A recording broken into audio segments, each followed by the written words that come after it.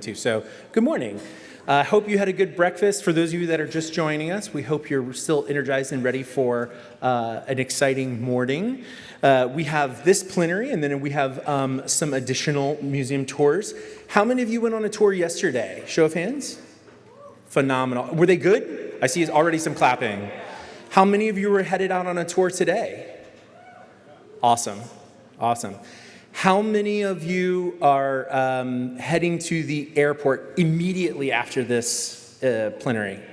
Okay, we will make sure that we end on time so that you can have a stress-less, maybe not stress-free, but stress-less travel day. We will try our best. Can you believe we're already at day 3?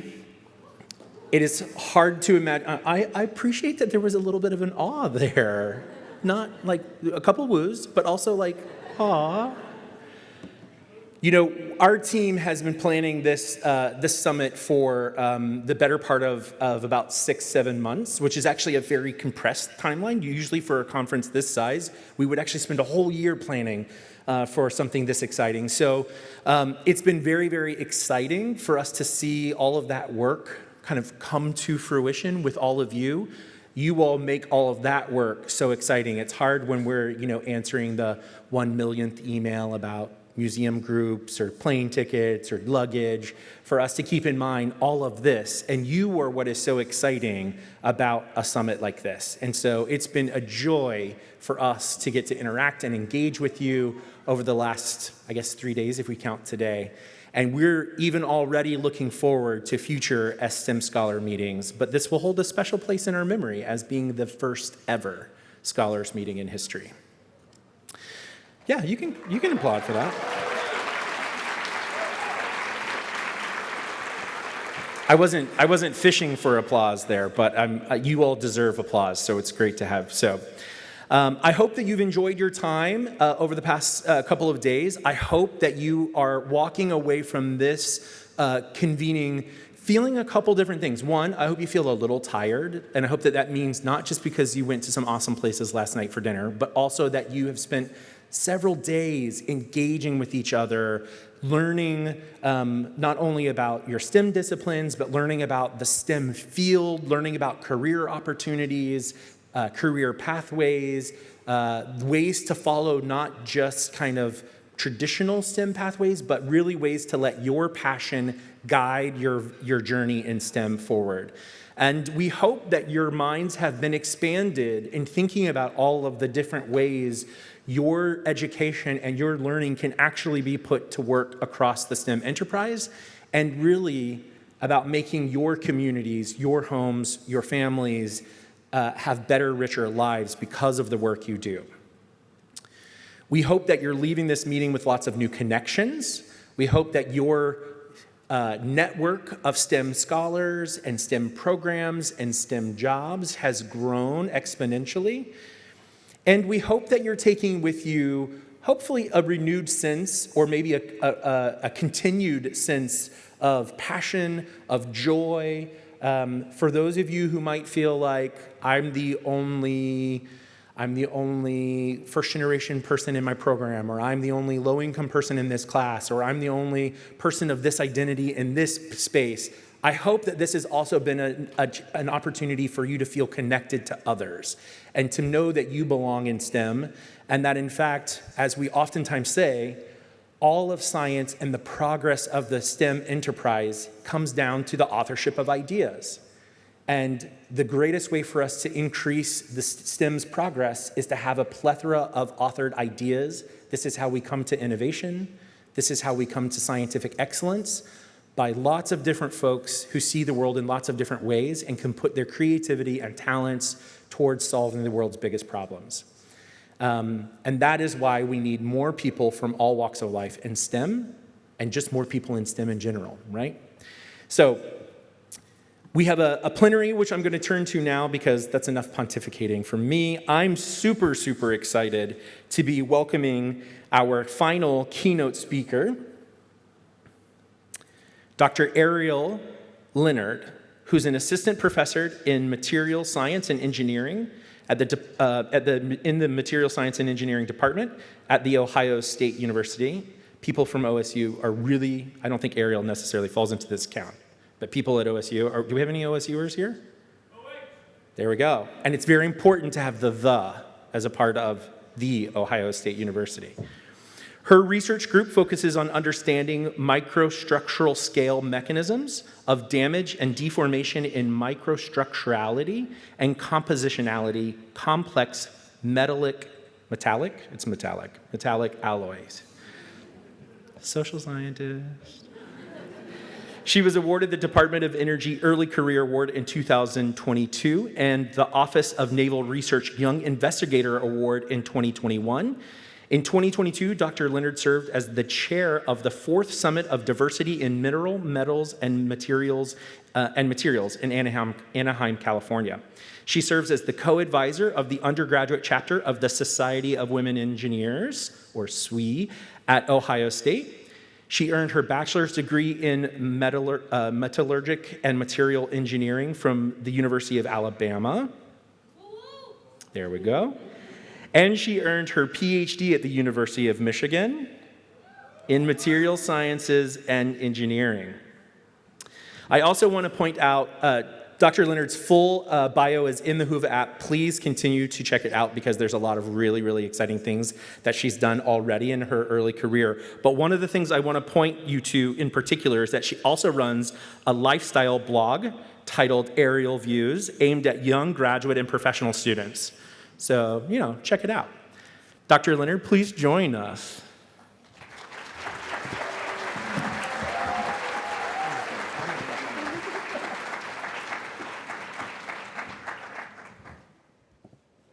I finally realized, maybe those words are complicated to say. I never thought about it in that way. Thank you for having me. Thank you to the AAAS team for inviting me. It is really, truly an honor to be speaking with you today. I want this to be a very informal discussion. Feel free, I'm a professor, so you can interrupt me at any point in time and ask a question, and I'm happy to answer it. So I am originally from a small town in Alabama called Wetumpka. And this is really where my journey in material science really begins. So when I was in high school, I wanted to be Condoleezza Rice because there weren't really a lot of women who looked like me. Matter of fact, I didn't know any Black women that were engineers growing up. But what I did see on TV, like CNN, Good Morning America, was Condoleezza Rice. And for the people who do not know who she is, she's the first Black female to be Secretary of State.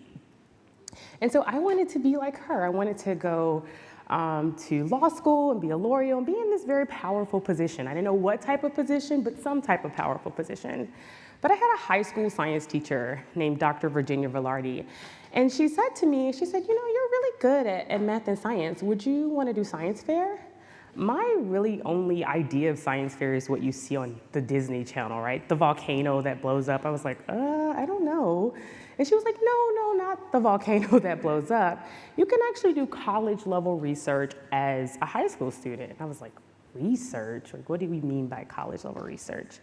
So she introduced me to a group that was working at the University of Alabama, looking at something called fatigue in aluminum alloys. And so fatigue is the failure of a component due to fluctuating loads. So think about an airplane. I'm sure most people here arrived on an airplane. So you could imagine how the weather, the wind blows, all of those are different types of loading. And so when something is under fluctuating loads, I hate to say this, but it actually fails more quicker than if it was under a constant load. And so yes, we do have plane failures due to fatigue, but we haven't lost a life in a very long time. So I started competing in science fair, and I actually got really, really good at it. And I was like, I like this. I like being in lab. I like doing research. I like creating new knowledge. And so that led me to the University of Alabama. Roll Tide. Roll Tide. I increased when I got there, I had a really good department, and I'll talk about them a little bit later, but they really cared about undergraduate students, and just the way your mentors care about you, they wanted us to really be active in professional societies, and that was really important. I didn't know at the time how important that was going to be until I got to graduate school. But what it allowed me to do was really increase my professional network, so the people around me, my peers, my colleagues. And that became very important later on. So I joined the McNair Scholars Program, which was named after Ronald McNair.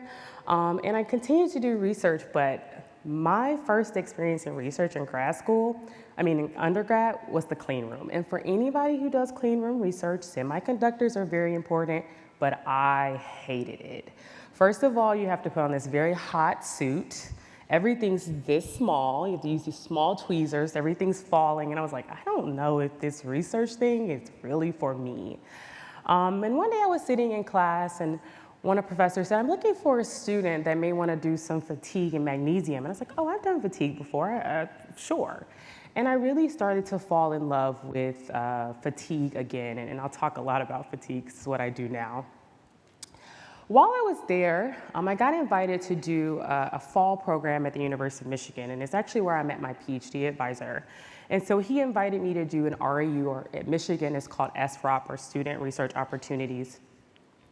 And I did it, and I really, really enjoyed it. And so yes, he was looking at fatigue of magnesium. As you see, I'm staying in theme here. But it was a really good experience, and I liked it so much. I went to grad school at Michigan, so yes, I also say go blue. Go blue. Go blue. So, Michigan can be, how many people are from Michigan in here? Are there any? Oh, yes. So the weather, yes. I was actually, when I interviewed at Ohio State, they said, you are the only person we don't have to convince about weather because you went to a place with much worse weather than this. So if you, go to grad school at Michigan, you can do it. I survived 3 polar vortices, so you can do it. But what Michigan really was for me is that it was a very interesting time. And I actually got a question in the chat that said, when did you know that trusting the process was important? And this is actually when I knew that everything I had went through up until the end of grad school is why I went through those things for a reason. When I was at Michigan, to me, Michigan is really an institution of higher learning, and I wanted that. When I left Alabama, I told my mom one thing: I'm going to grad school, it's gonna be a top institution, and it will not be in the South. Because I had spent my entire life in the South, and I wanted something different. I wanted to be challenged in a different way. I wanted to meet people of different backgrounds and cultures, and I wanted to get out.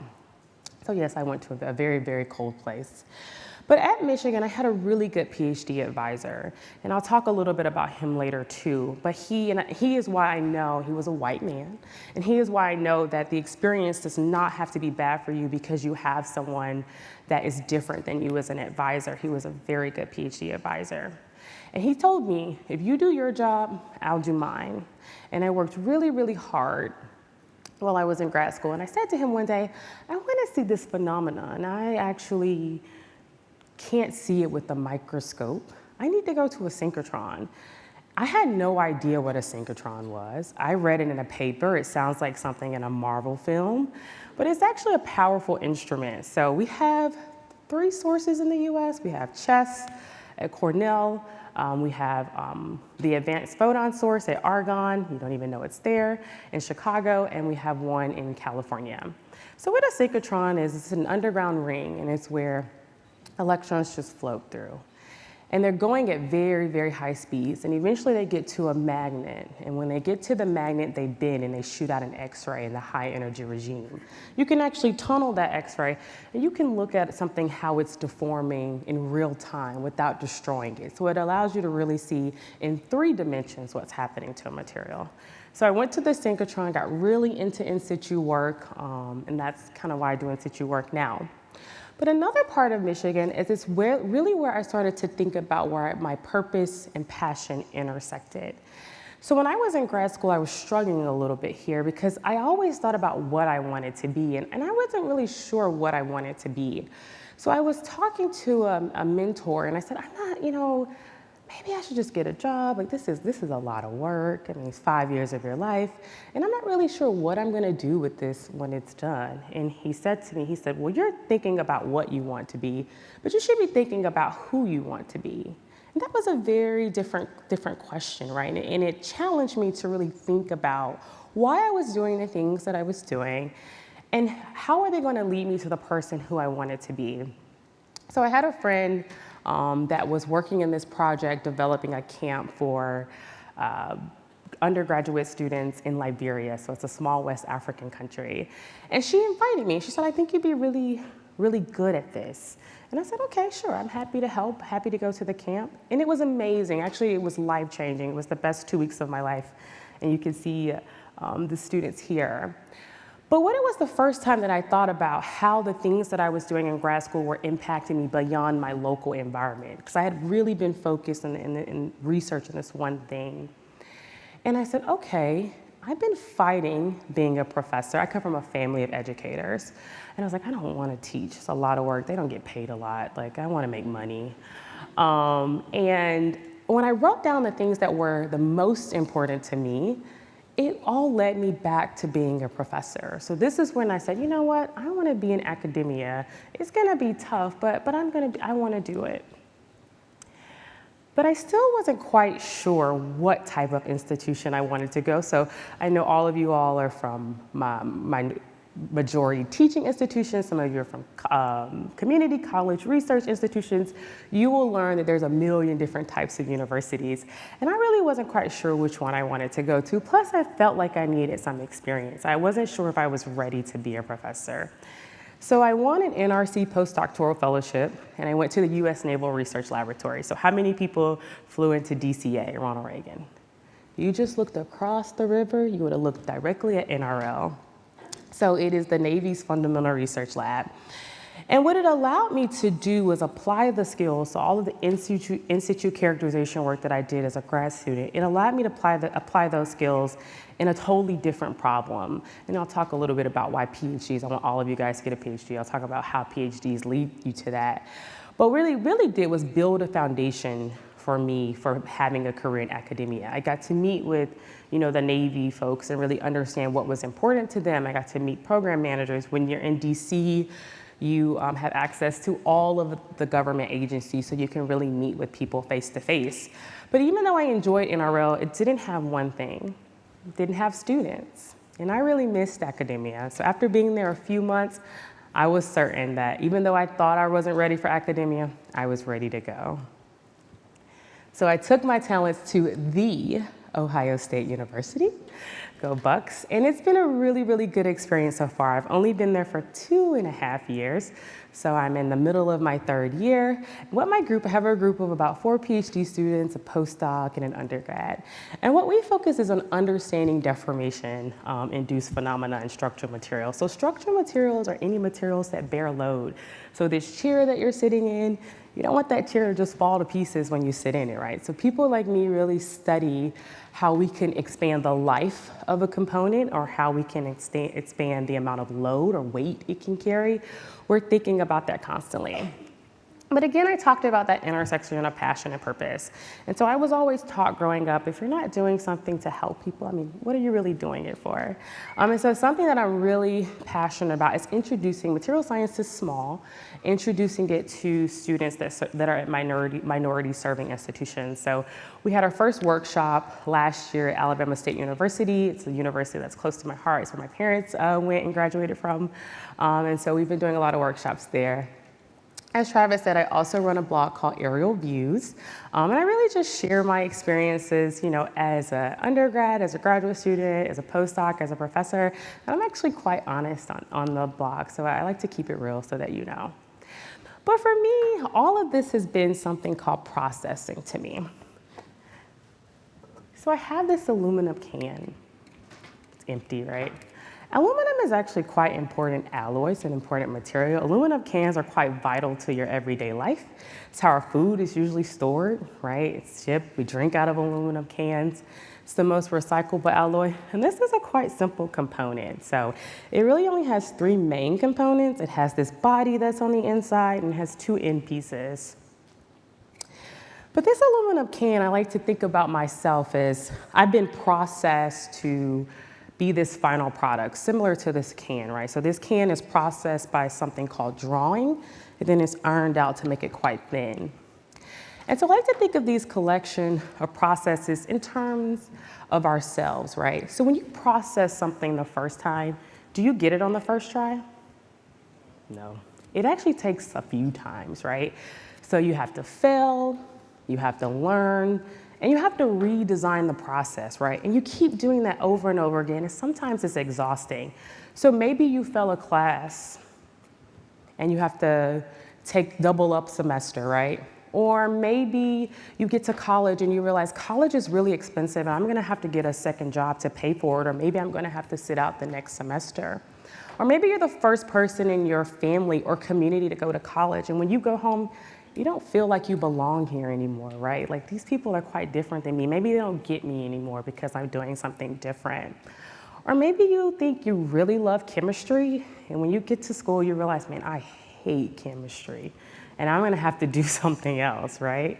Or maybe you just don't get into your first, second, or third choice graduate program, and you have to pivot. The truth is, all of that processing is extremely important, right? Because without it, you wouldn't be where you are. When I went to school, I'm gonna be very honest with you, I didn't wanna go to Alabama. I wanted to go to Spelman. And every time I see a Spelman woman, I'm like, that could be me. But Spelman was expensive, and I was raised by a single mom, and I couldn't afford it. But what I did have was a scholarship to Alabama. So here I was at a school I didn't really wanna be at, with people I didn't really wanna see. I was tired of seeing cowboy boots. I was tired of the elephant pants. Like, I wanted none of it. But what I had at Alabama was an extremely good department. And I had something that I never had before. For the first time in my life, I saw someone who looked just like me that was an engineer. Matter of fact, my department chair was a Black woman named Dr. Viola Akoff, who is now the Dean of the College of Engineering at the University of Mississippi. And she was very vital to my success at Alabama. Would I have went to graduate school? Yeah, I probably would have ended there. But would I have been as competitive as I was going to graduate school? No, I would not have been. I had extremely dedicated professors that were very honed in on my success and making me a success. And I am pretty sure without them, I would not be where I am today. But let's get back to our can. So we have another relationship in material science that says, how something is structured is very much related to how it behaves. So we like to think of structure as things that you have to use a microscope to see, but we can think about structure as ourselves, right? So we went through this processing, it's led us to have, like, whatever the structure is, maybe we're more tenacious, maybe we have grit, maybe we're more determined, and that's gonna lead us directly to our behavior. Trusting the process or having faith in yourself when you face obstacles, it's really hard to do. But redesigning that process when you face obstacles gets you closer and closer to achieving your goals, or really that question of who do you want to be. If you've ever squeezed an empty can, you see that the body you can deform it very easy. But if you've ever crushed a can, you notice that the tops and bottom pieces, they actually stay in place. Even though I told you this was aluminum, it's really something called an aluminum alloy. So it's majority of aluminum, but we add little pieces of elements to it to get higher strength. So in this case, we add magnesium and manganese. The biggest difference between the middle piece and the tops and ends is that the tops and ends have more magnesium in them. And so they're stronger. So when we think about ourselves, if we think about the tops and ends as our head and our feet, right? That ability to readapt, right? When we have obstacles, when we face obstacles, and that ability to pivot when we have to redesign our goals or redesign the route that takes there. To get stronger in anything requires resistance. It requires adversity. It requires something to push against, something to overcome. We get our resilience from that adversity. When I was an undergraduate student at Alabama, I started school, I'm gonna age myself, in 2008, so right when the market had crashed. My mom lost her job. And so even though I had our scholarship, the everyday life, the everyday financial support that you had in school, I didn't have.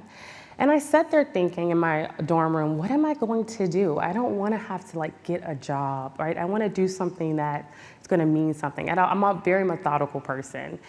And then something popped in my head. I was like, I could co-op, right? I could co-op as an engineering student. So I went to the co-op office. I had missed the co-op deadline. The interviews had happened months ago. I didn't know what was going to happen. So I sat in the office and I was talking to the guy who runs the co-op at UA, and he said, I can make some calls, but most of the positions are gone. There's already very few materials positions. And all of a sudden, the woman who works beside him comes in the room. She's like, actually, I just got a message from the Southern Company. So the Southern Company is Alabama Power, Georgia Power, all the powers. And she said, they're looking for a materials co-op in failure analysis. And in my mind, I was like, I really don't want to do this, but I have to do what I have to do, right? So I get in this co-op and I'm like, I don't know how this is going to go. I've never really worked before. Man, what a valuable experience it was, because I worked in a failure analysis lab. And what I just told you is that I study how things fail and why things fail. And so that experience was extremely important to me. It got me it increased my network. I did things very similar to the things I do now. I got a lot more hands-on experience as a young student. And so even though it looked like here is something that's going to derail me in going to graduate school, it actually benefited me when I went to graduate school. So we look at these lessons as little elements that's added to us. We start to see the importance of trusting the process.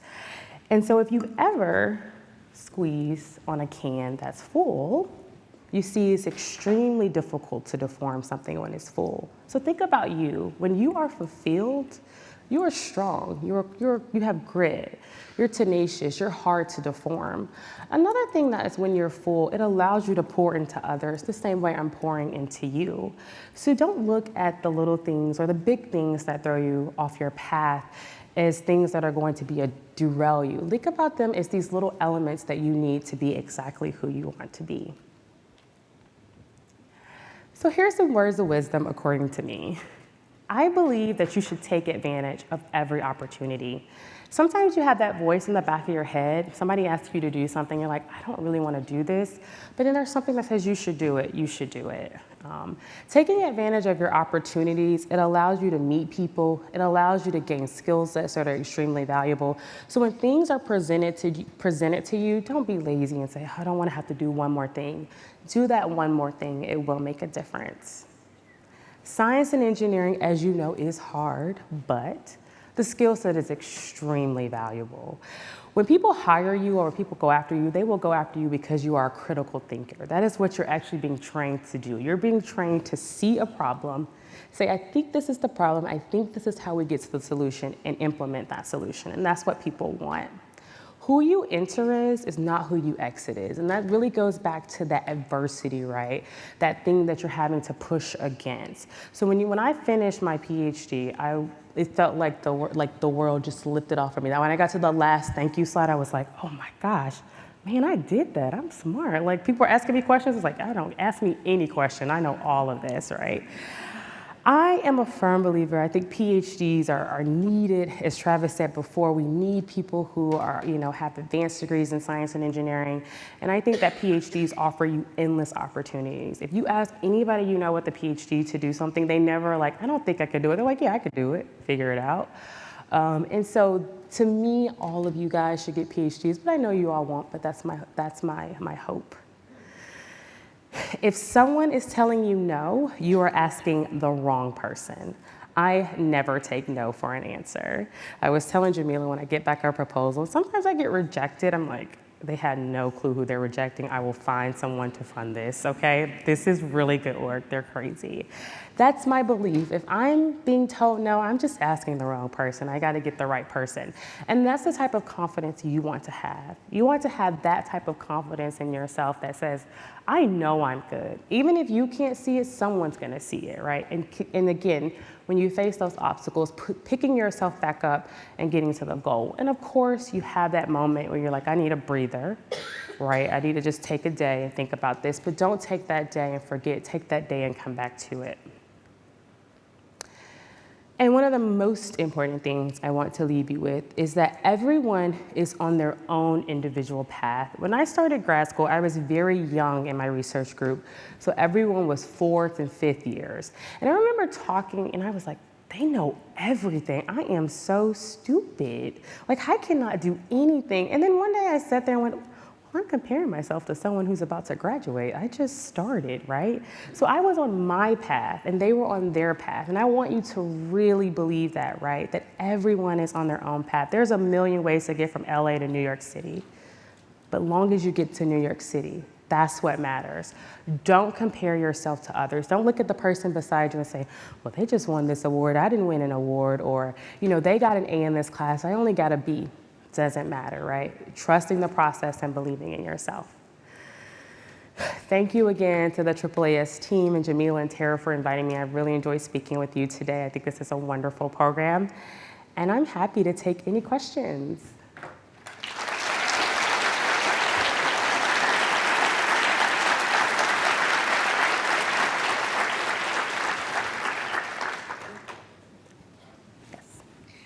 Hi, my name is Samantha Williams, and I'm majoring in welding and metallurgical engineering.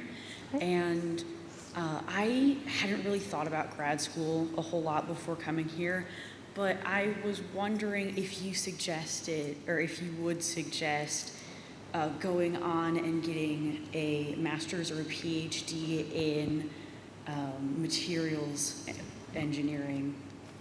Right. So material sciences, as you know, is a very small field. So what I like to tell students, and again, this is my opinion, one of the differences between master's and PhD is the research component, right? So for my program, for example, you take pretty much the same types of courses. But the one thing that's missing is that really deep dive into a specific area to answer a specific question. And so what people are hiring someone with a PhD for is just that, right? They believe that you are a problem solver, and they will hire you for that. In material science in general, you can really work anywhere because materials are in everything, right? If you wear a dry fit shirt, right, the inside is hydrophobic, right, doesn't like water, the outside is hydrophilic. So that's why the dry fit. So you can work at Nike, you can work at Intel, semiconductors, that's becoming extremely important. Of course, the big three, Ford, GM, Boeing, there's endless places, Nike, you name it. So I think getting a graduate degree in material science is important. The reason why is because what you learn in classes is very general, right? When you go to graduate school, you really hone in a specific material structure and answer a specific question about that structure, or if you're computational, model a specific behavior or mechanism that's happening. And so yes, people in computer science do material science as well. That's a big thing. You have to have that. You have to have that modeling piece. So for me, honestly, when you're choosing a program, what you want to think about is, do they have their research area? But something that, and I'm sure you've been told this before, something that graduate students don't think about is the relationship with the advisor. That's extremely important. That person is like a family member. You're going to spend a lot of time with them. And so even though they may be doing really, really cool research, if you ask a few questions to their students and you get the feeling that maybe our personalities don't match, their experience is going to be your experience. So you really want to think about that. But yeah.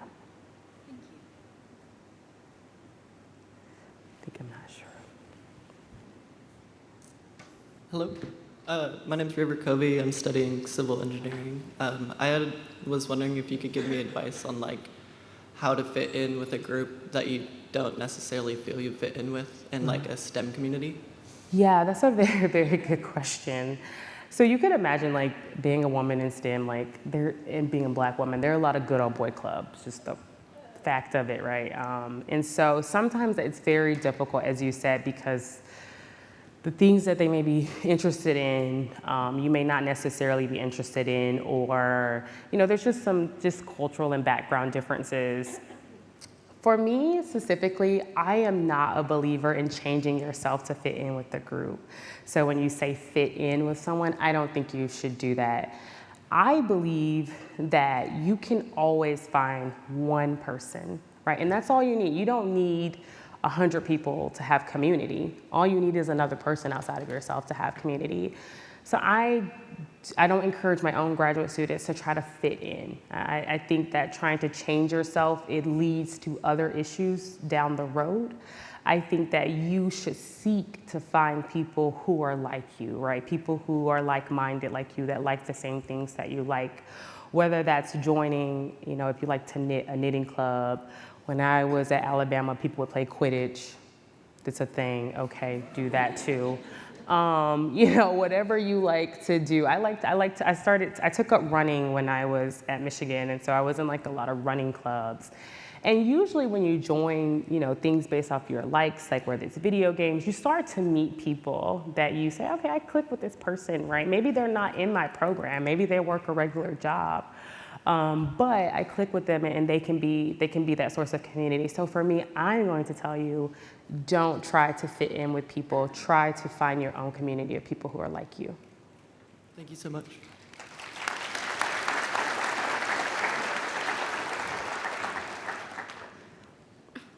Hi, I'm Sky from WPI, and I heard you say earlier that you shouldn't compare yourself to others, and that's something I've been personally struggling with my entire life.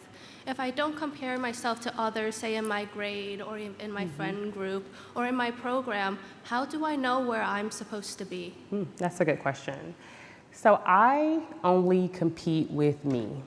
I'm just trying to outdo myself like last year. What did I do last year? That's how I measure if I'm on the right track. It's my track. Comparing yourself to others is a dangerous game because you never know what's going on in their life. You guys have very different backgrounds, whether that could be the education that you have, the type of upbringing you have, your socioeconomic status.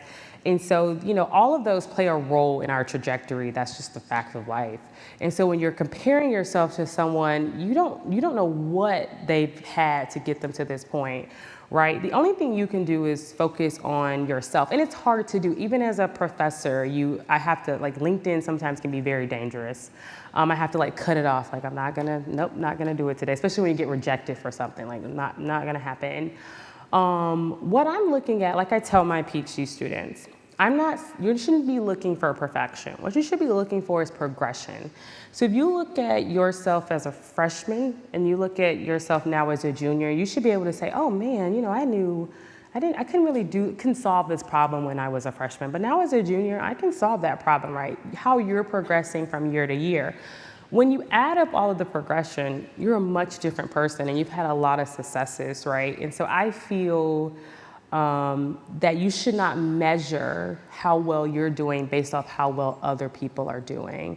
You should measure just based off your own individual progression I look at my life in semesters, so from semester to semester, however it works for you. So that's my advice. Thank you. In the center, yeah, he's standing there. Hello, my name is Farouk Siddiqui, and I'm a sophomore in college, majoring in cybersecurity. My question is, I know that you had many difficulties and problems that you probably had to endure throughout your educational and life journey in general. What was your biggest motivation to continue on and eventually become successful? Yeah, so honestly, my biggest motivation were the younger generation behind me. I was very blessed. I have a much older brother, so I had a niece growing up, and she really looked up to me. And by nature, I'm not really a quitter. And so when there were times where I was like, man, I don't think I can do this. This is just too much. I would think about my niece, right? I wanted her to have an example of someone that was, extremely successful and did things that other people didn't want to do. I wanted her to know she wasn't limited by her environment. And if I quit, what would that say to her? So my motivation was really all the little girls who looked just like me. And any time when, people don't realize when you go home and you're at church, right? When I would go home and somebody would say, I'm so proud of you. Those words mean so much to you when you're struggling because you're like, okay, there's a reason why I'm doing this, that it kind of motivates you. And I'm glad you asked that question because I think for anybody, especially when you're doing things that are difficult, finding whatever your source of motivation is extremely important because when you do face adversity, you can focus on that, okay, I'm doing this for, X, Y, Z or whatever the case may be, whether it's family, friends, changing your situation, whatever it is. Hi, Ariel. We have a question from the Whova app. So a student is asking, how do you have any practical tips or pro tips for students who might be at an institution where their faculty may be perhaps less available or less engaged with them? Are there tips that you have for how those students might find other resources either on their campus or in other spaces? Yeah, so it kind of goes back to programming. So I told you earlier that I was in the McNair Scholars Program, and that program was really dedicated to helping graduate students, get to graduate school, especially be competitive for graduate school. And so, like, faculty members, when I was a student, I'd be like, they should give me all their time. Faculty members really deal with a lot all day. Like, it's no, I would say I'm a fireman. All I do is put out fires. That's it every day. And so what may seem to you is, well, I only need 30 minutes. They really may not have 30 minutes. I am a very student first person, so I will drop things for my students, and that's not everyone. It just really depends on your role and responsibilities. So I think finding those extracurricular programs that you can participate in. A lot of universities have things like professional development workshops for students, whether it's putting together a resume or applying to grad school or applying for your first job. Going to those workshops are important because not just learning whatever the skill they're promoting, but also it allows you to meet people in other and more administrative roles that are not necessarily faculty. It kind of puts you in the face of them. And if you go to enough of those, you start to build a relationship with those folks who actually have different responsibilities than a faculty member and may have more time to dedicate to you. So my first thing is getting in programs, joining affinity groups. So I'm the co-advisor for SWE, and we have a lot of different things that we put on, but the SWE students have access to me. They can ask me any question. The other SWE advisor at Ohio State is not a traditional faculty member. So again, the students have access to someone else. So joining affinity groups, joining different programs allows you to get mentors outside of the faculty members. And so those would be my tips. Hello, my name is Vianelli Francisco, and I wanted to ask another question relating to kind of like comparing yourself to others. So my situation, at least, I am confident in who I am in terms of academics, and I don't necessarily compare myself to others, except I find myself in a lot of situations academically where professors or other peers will compare myself to other students. And so I was wondering how I could overcome that. So let me just dive a little bit more into that. So comparing you to other students in the sense to say you're doing better than other students or worse than other students? Not necessarily worse, but more so comparing our paths and comparing the decisions that we've made in terms of like internships or research opportunities, things like that. Yeah. So that kind of goes back to everyone being in their own individual journey. So you're going to have, I don't care if you chose all the perfect things to do, let's say to become a doctor, there's always going to be someone that says, well, you know what, you should have did this, or if you would have did this one thing over here, it would have made you like 100% more competitive, or you should have joined this type of organization. You're always going to have those types of people. That's never going to change. When I talk about not comparing yourself to others is in being confident. It's really more being confident in your journey, in your processing, in your own decision making. And sometimes that's hard to do, especially let's say you tried something and it didn't work out and you're like, oh, but if I, XYZ said I should have did ABC, maybe it would have been different. Trusting the process is saying, okay, I may have chose this internship, where maybe it wasn't the top internship or whatever the case may be, but I learned XYZ from this, right? I got to meet this type of person and I expanded my network here. So it's really being confident in your own decision making. And to be honest with you, sometimes you really just have to block out the noise. If I had a nickel for every time someone told me I wasn't going to achieve my goals, maybe I didn't come from the right background to achieve my goals. When I got to Michigan, there was a lot of hatred for not hatred, but there was a lot of, well, it was hatred for people from the South. Like they assumed that people from the South were dumb. And in my mind, I was like, well, I do better in every class than you. Like, how do you think I'm the dumb one, right? That doesn't seem like I'm the dumb one, right? And sometimes you have to give yourself like that little bit of motivation, like, hold on, do they know who I am? Like, I'm not a chump, right? I got this, right? I made it here, okay? And you start to, that's why I say you're always gonna find somebody they're gonna find anything, they'll look for anything to try to get you down. And I don't think it's, for some people, I don't think they're doing it to put you down. I think by nature, some people can be very critical and they can just try to find things.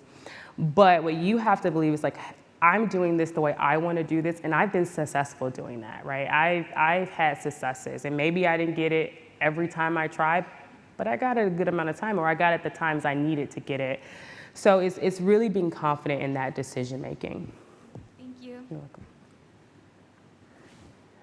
Hi, I grew up in the Deep South in Alabama. I recently interned at the University of Alabama, so roll tide. Roll Tide. Next summer, I'm very interested in like getting out of the South and doing an internship up north. So what do you think the importance is of getting out of the South and experiencing new cultures? And how do you think this positively affected your career? That's a good question. I think you should get out of the South for sure.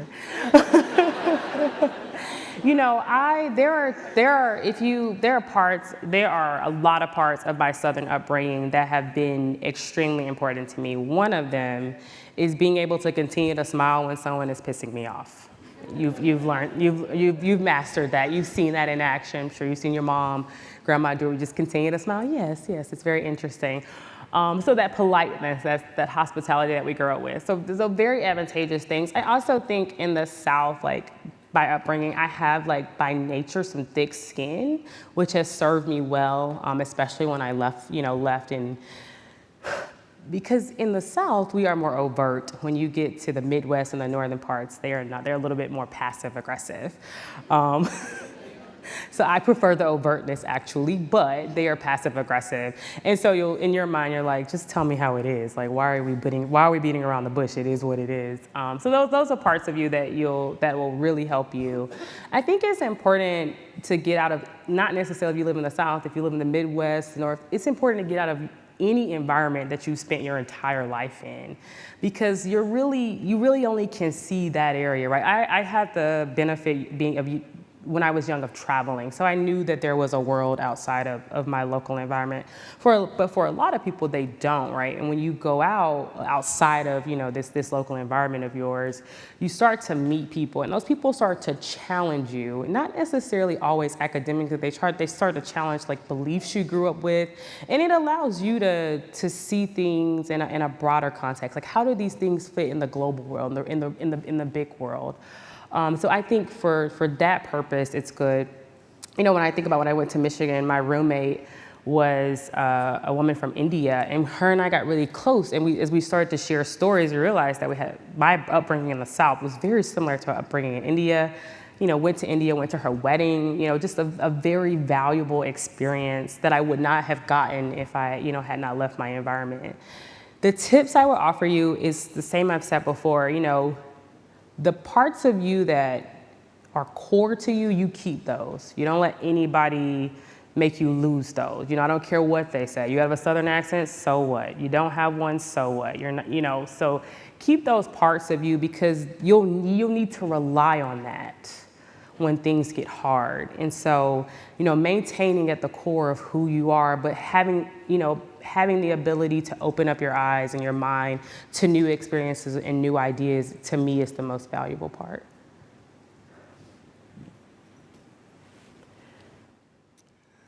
What up? All right. So my question for you is that, do dreams dreams and vision are what motivate us STEM major students to obviously pursue a career in STEM. So, but do dreams always happen in STEM, such as obviously helping the world, like curing world hunger, or trying to bring smiles on people's faces? To what scale can we expect ourselves to make those dreams come true? Can you repeat the question one more time? So do dreams always happen in STEM? Uh-huh. And to what scales can we expect those dreams to come true? So your dreams, what scale? So you're asking me to what, so you don't think you can complete all of your dreams or goals? I believe in myself, to be honest. But I want to see, I want to hear exactly what you think. Oh, okay.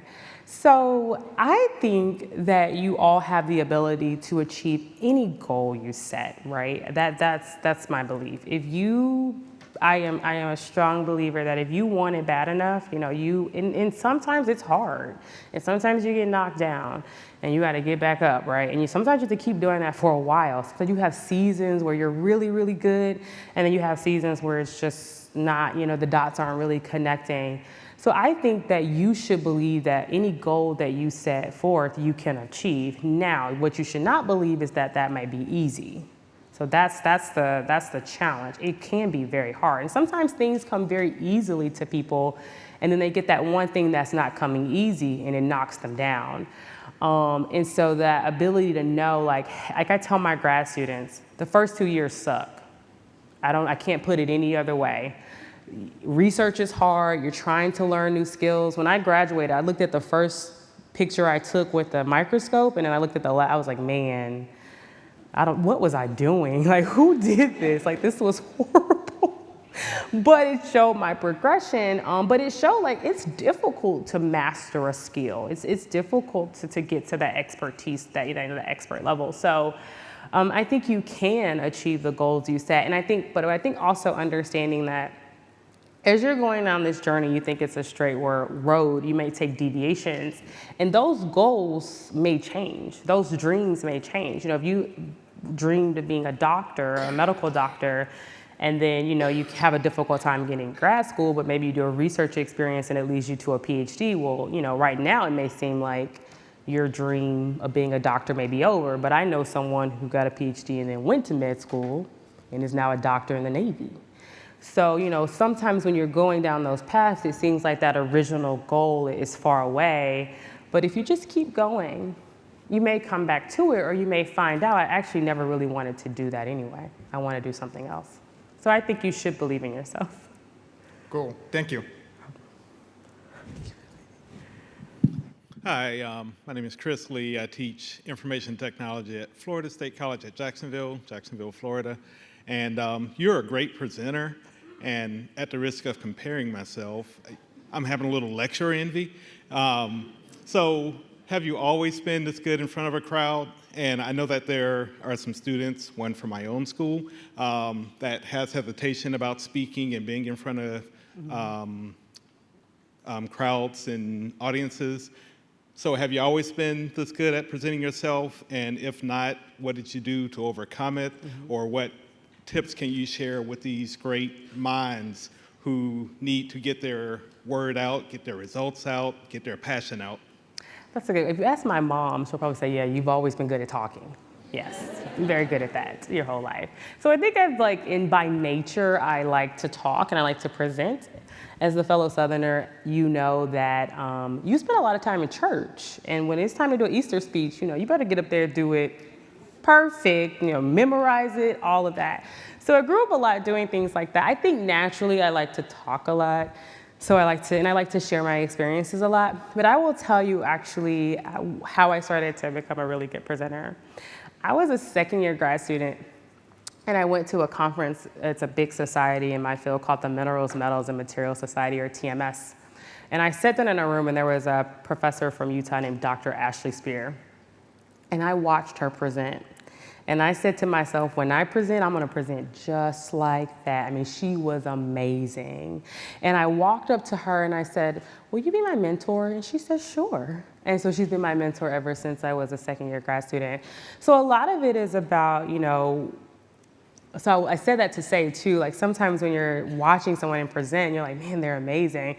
There's nothing wrong with asking them, like, hey, like, can you mentor me? Like, I want to do that too. So before I ever present, I listen to Lil Wayne because he just gets me hyped up. You know, I'm like, okay, I got this. You know, I'm always thinking it in my head. I'm humming it in my head, so I'm ready. You know, everyone's a little anxious before you present. Listen to my Lil Wayne, Dr. Carter specific song, right? He says, you're looking for me? Yes, it's me. Okay, I'm ready to go. You know, I come on stage. I present a lot too, so I told you I come from a family of educators. So half the time my mom doesn't know, she has a clue about the science. But what she's looking for is this appealing, like visually, like the slides? I will present to my niece who's a teacher who, again, doesn't necessarily sometimes understands the science, but did I make the connection? And sometimes they'll go, actually, I did get that. So practicing with people that are outside your field, I think is extremely valuable when presenting. So if you are in engineering, you have friends in social sciences are the best to present to because they're always thinking about how people think about things. They're like the best. They'll say like, no, you didn't quite make that. That slide is not appealing. It's too many words on the slide. You're gonna confuse everybody. You're gonna overwhelm them. So I always used to present to my social science friends in grad school. Presenting to, if you have like a little sister, little cousin, little niece, presenting to kids is sometimes really good. They're very honest. By fault, they're just very honest. But then also, I think when you are watching other people present, sometimes you take a little bit of what you see other people do, and you're like, oh, I like the way they made that point, or I like the way they presented that, or kind of made this connection, and it's fine to implement those things. But also just like, I do believe like hyping yourself up, like whatever, like I said, for me it's Lil Wayne, it may be somebody else for you, but he really gets me like confident and hyped up. So like, yeah, I think, those would be my tips. But I think also presenting, the more practice makes perfect. So the more you practice, the better you are at it.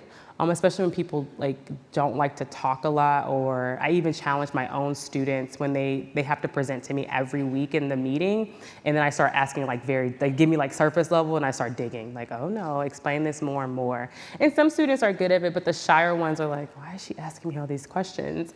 And a lot of it is like when they present in the real world, they'll be able to handle questions and really explain themselves. I think your slides always, need to tell the story. So if I put my slides up and I eventually, somehow went mute, you would be able to get what I'm talking about, right? So those are my tips. Hi, my name's Kaden Gable. I'm a biology major. You mentioned that you had received advice in your undergrad about focusing on who you want to be instead of what you want to be. And I was wondering if you had any further advice on how to make that mind switch. That's a good question. So when I think about at the time when I was in grad school and I thought about who I wanted to be, I wanted to be someone who made a difference. Someone that, I didn't want to be the type of scientist that just only cared about the science, like creating the new knowledge. Of course, that's important. But I wanted to make sure like whatever I was doing, really, how did this fit in the global world? Like, how does this really affect people's everyday life? So for example, I work on materials that are additively manufactured. So it's just a fancy word for 3D printing. And I was at a meeting in Nairobi, and we were talking, they were really focusing on things like climate change and preventing, people that live in villages from cutting down trees and things of that nature. And I just posed the question, if it's between cutting down a tree and feeding my family, I'm cutting down that tree every time, right? Like no one's gonna starve their family because we care that the environment is changing. And in their local environment, there's another issue right here. So we should be creating jobs, right? And one of the best ways to create jobs is through manufacturing. So, thinking about how these things that I'm doing, they may be scientific, how do they really fit and how do they change or impact people's lives? Another thing I learned when I asked myself that question, and it's why I am a professor, is I hate being told what to do. I don't like it. When I was at NRL, I loved it, but I hated the fact that I had to come in here between 9 and 5. I'm like, I could read these papers at home. I can write a paper at home. I don't need to be here. I didn't like other people telling me what to do. So I knew I wanted to be my own boss and do the things that I was passionate about. And so that's that question of who you want to be. So yes, I could have went to industry and I could make a lot more money than I make now, but somebody else would have been telling me what to do. And I just don't work well in that type of environment. So my advice is really to sit there and write the things, like what are the most important things to me? If I'm in biology, if my goal is to be a biologist or my goal is to be a doctor, a medical doctor, how are the things that I'm doing now going to impact the people around me? Maybe it's your environment that you come from, your home. So for as someone asked about motivation, I told you until I got to college, I never saw a Black woman that was an engineer. I didn't want that to be the case for young Black women that came from my community. I wanted them to see someone that was me, right? And so those things, lead you kind of to that, I guess, job, whatever, if you want to look, career path or whatever it may be. Those would be my tips, is to really write it down and be very honest with yourself. If you know that you hate something or don't like something, don't do that. Like, it's just gonna lead to other issues. Thank you. That's it? Okay. Well, I'm around for a few minutes, so please ask if you have any other questions. I'm sitting right here in the front. Yes, please join me in thanking Dr. Leonard. You can sit in there. Whatever's.